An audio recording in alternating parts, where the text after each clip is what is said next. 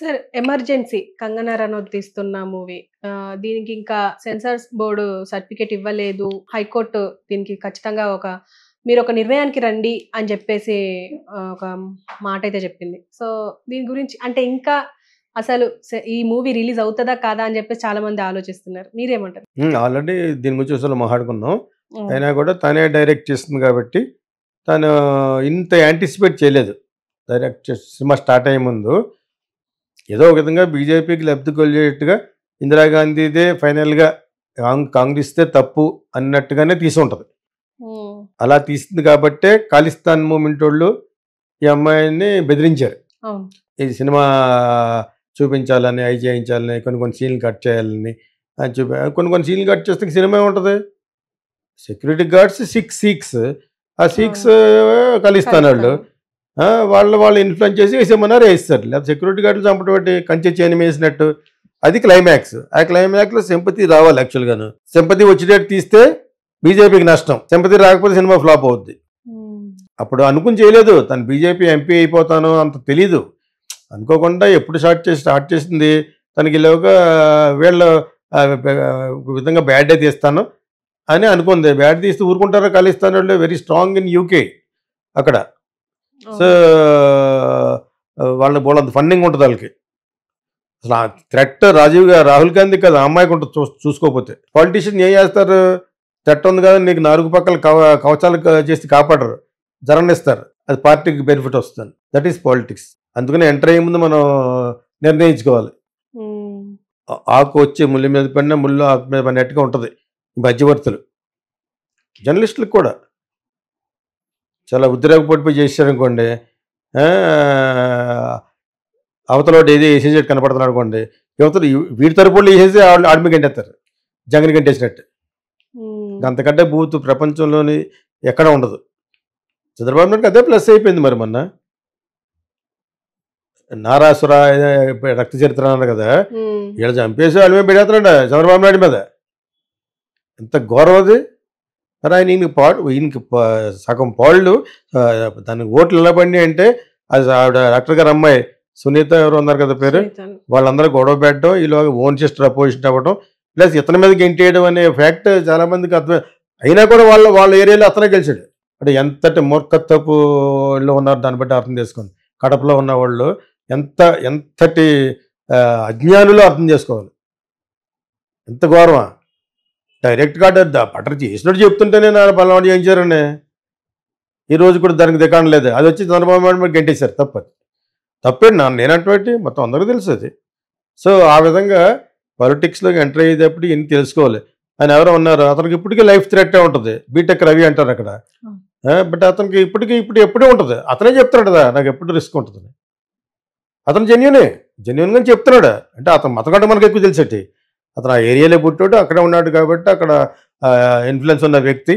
అయినా కూడా థ్రెట్ ఉంటుంది. That is area is called factionism. Like ఇటలీలో చెప్పాను కదా మీకు, ఆ ఏరియా ఎలా ఉందో అదే విధంగా ఉంటుంది అన్నమాట. సిసిలీ అంటారు అక్కడ, సిసిలీ. అలాగే ఇక్కడ మన భారతదేశంలో ఆంధ్రప్రదేశ్లో అలాగే బీహార్లో ఉన్నాయి. బీహార్లో చాలా ఉన్నాయి ఏరియాస్. వాళ్ళ దగ్గరికి వెళ్ళకూడదు, అసలు న్యాయం ఉండదు ఇంకా, అంతే. సో అలాంటి India is a big country like China. You have so many places అనమాట. జైల్లో ఉండి గెలిచిన ఎమ్మెల్యేస్ ఉన్నారు రౌడీలు. ఏం చేస్తాం మరి? వాట్ కైండ్ ఆఫ్ చట్టం ఈజ్ దిస్? అసలు క్రిమినల్ రికార్డు ఉన్నవాడు నిలబడకూడదు. సో ఆ విధంగా ఈ సినిమాలో క్రిమినాలజీ చాలా ఎక్కువ ఉంటుంది అనమాట. బ్లూ స్టార్ ఆపరేషన్ అని చేసింది ఆవిడ ఇందిరాగాంధీ. చేసినప్పుడు అమృత్సర్లో చెప్పాను కదా లాస్ట్ టైం, ఆ టెంపుల్కి బుల్లెట్ కన్నాలు కూడా ఉంటాయి. వాళ్ళకి ఏం చేయలేకపోయారు. మనం గోల్డెన్ టెంపుల్కి చూడకుండా ఉన్నాం కాబట్టి అమృత్సర్ వెళ్ళినప్పుడు నేను 4 సార్లు 5 సార్లు వెళ్ళాను. నాకు అక్కడ బిజినెస్ ఉండేది. సో అక్కడికి వెళ్ళినప్పుడల్లా ఇది కట్టుకు వెళ్ళాలి. వెళ్ళినప్పుడు చూపిస్తారు అందరూ కదా. నా ఫ్రెండ్ ఎవరు ఉంటే చూపించారు, బుల్లెట్ హోల్స్ ఉంటాయి. సో వాళ్ళు ఎఫెక్ట్ అయ్యారు. అప్పటి నుంచి కూడా వాళ్ళు బాగా యాంటీ హిందూ అయిపోయారు. వాళ్ళు మనతో కలిసి మాట్లాడతారు కానీ they don't like Hindus. But not everybody, mostly. బాగా కలిసిపోయిన వ్యక్తులు ఎవరంటే సిక్సే, హిందువులు. కానీ హిందూయిజంకి వాళ్ళకి సంబంధం లేదు. వాళ్ళు గురుద్వారా, వాళ్ళు కూడా గురు గోవింద్ సింగ్ అంతా డిఫరెంట్. సో వాళ్ళ యొక్క రిలీజన్ ఈజ్ డిఫరెంట్. సో అందులో బాగా ఫెనటిక్స్ లాగా ఉండి రిలీజియస్ ఫెనటిజము, వాళ్ళ యొక్క సెపరేట్ స్టేట్, బంగ్లాదేశ్ లాగా పంజాబ్ ఇప్పుడు ఉంది కదా, వాళ్ళకి సెపరేట్ కంట్రీ అవ్వాలని. ఇంకా అలా విడుచుకుంటా పోతే ఇండియా అంత మిగులుద్ది లాస్ట్లో. సో సో ఆ విధంగా ఖాళిస్తాన్ మూమెంట్ వాళ్ళు ఇన్ఫ్లుయెన్స్ చేసి ఇందిరాగాంధీ సెక్యూరిటీ గార్డులు చెప్పి చంపేశారు. అక్కడ రష్యన్ ఫిల్మ్ మేకర్ కూడా వెయిట్ చేస్తానని చెప్పాను. సో ఇది అందరికీ తెలిసిన ఇంటర్నేషనల్లీ నోన్ ఫ్యాక్ట్ ఇది. సో ఈ సీన్ ఆ సీన్గా తీస్తూ ఏంటి గెయిన్ చేస్తాడు డైరెక్టర్ గాను? సింపతి రావాలని గెయిన్ చేస్తాం కదా. ఆ సింపతి వస్తే బీజేపీకి దెబ్బ, రాహుల్ గాంధీకి ప్లస్ అవుతుంది.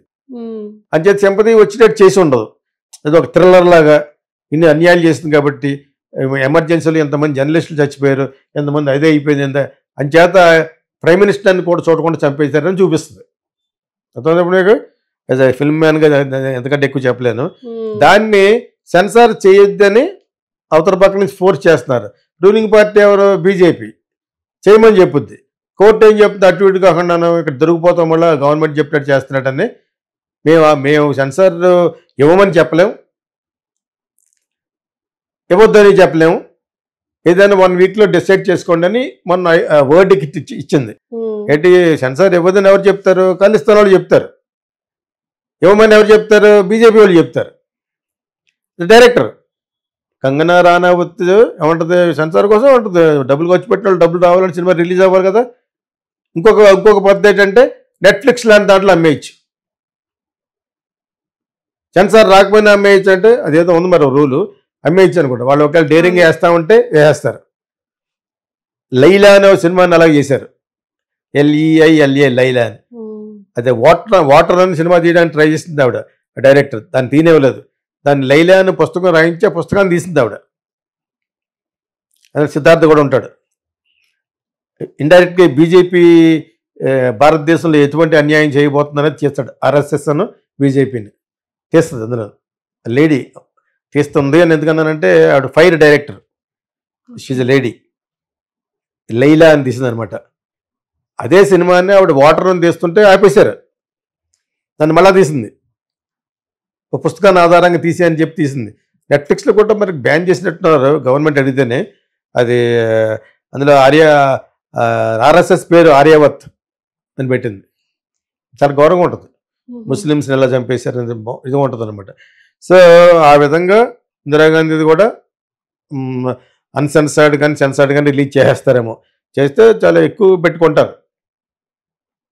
ఎందుకంటే చాలా మంచి మిస్టరీ, బాగానే ఎత్తుకుంది. అదే ఒకప్పుడు తమిళ్లో ఎవడో నా దగ్గర కెమెరామెన్ చేసాడో ఆడు చేశారు, వాళ్ళందరూ సెలవుమణి వాళ్ళు చేశారు. అది రిలీజ్ అవ్వలేదు. అది కుట్ర పత్రిక అని తమిళ్లో చేశారు. సో అది వచ్చి I think on Rajiv గాంధీయో, I'm not very sure, Indira Gandhi అసాసినేషను ఏదో ఒక అసాసినేషన్ మీద తీశారనమాట.